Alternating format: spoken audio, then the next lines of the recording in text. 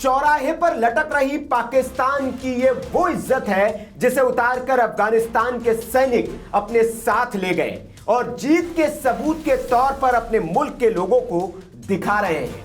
पाकिस्तान ने अफगानिस्तान पर हवाई हमला कर उसे दबाने की कोशिश की, लेकिन अफगानी लड़ाकों ने पाकिस्तान के कायर सैनिकों को ऐसा मजा चखाया कि पाकिस्तान की सेना कभी भूल नहीं पाएगी। पाकिस्तान में घुसकर मारा, चौकियों पर कब्जा किया, हथियार लूट लिए, सैनिकों को बंधक बना लिया।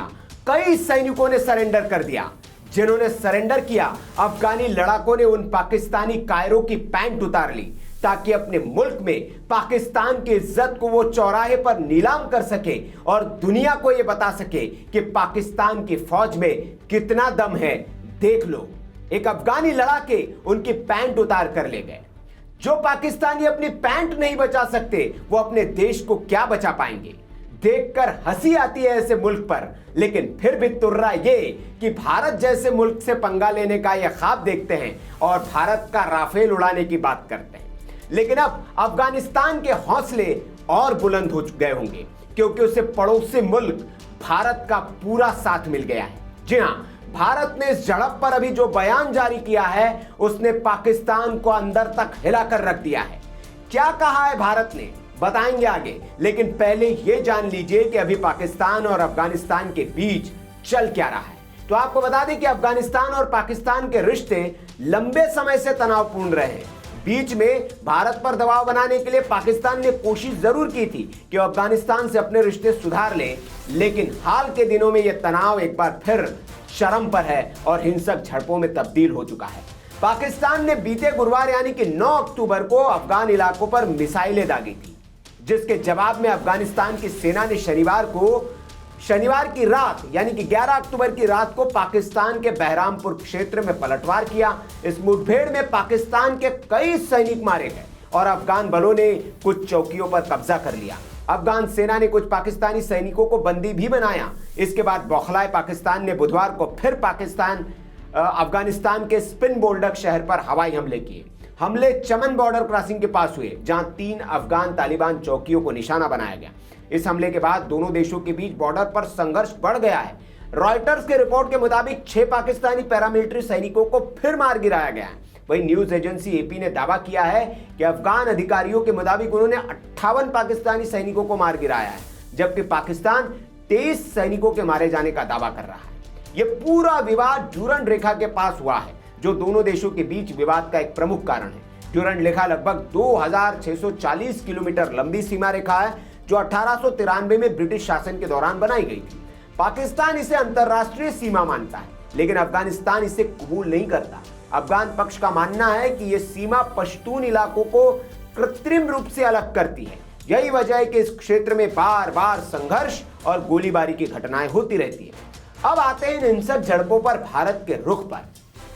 आपको पता ही है कि पाकिस्तान ने अफगानिस्तान पर यह उकसावे वाली कार्रवाई तब की थी जब अफगानिस्तान के विदेश मंत्री भारत दौरे पर थे। इसी दौरान पाकिस्तान ने एयर स्ट्राइक की थी, इसलिए भारत ने भी अब खोलकर अफगानिस्तान का समर्थन कर दिया है और पाकिस्तान को करारा जवाब दिया है। भारत ने 2 लाइन में ऐसा मैसेज दिया है जिससे पाकिस्तान अंदर तक हिल गया है।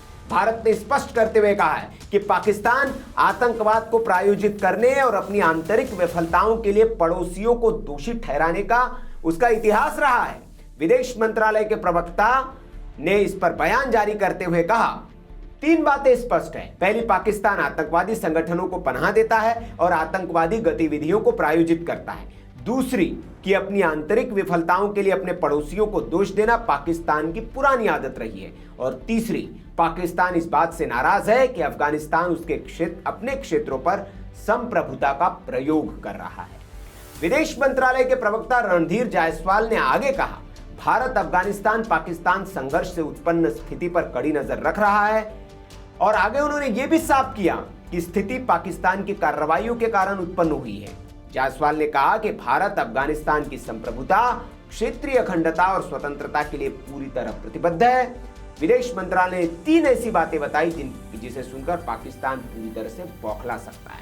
साफ तौर पर भारत ने कहा कि भारत अफगानिस्तान के साथ खड़ा है, उसे अपने क्षेत्र की संप्रभुता की रक्षा करने का पूरा अधिकार है। जायसवाल ने अफगानिस्तान पाकिस्तान सीमा पर हुए संघर्ष में अफगान नागरिकों की मौत की भी निंदा की।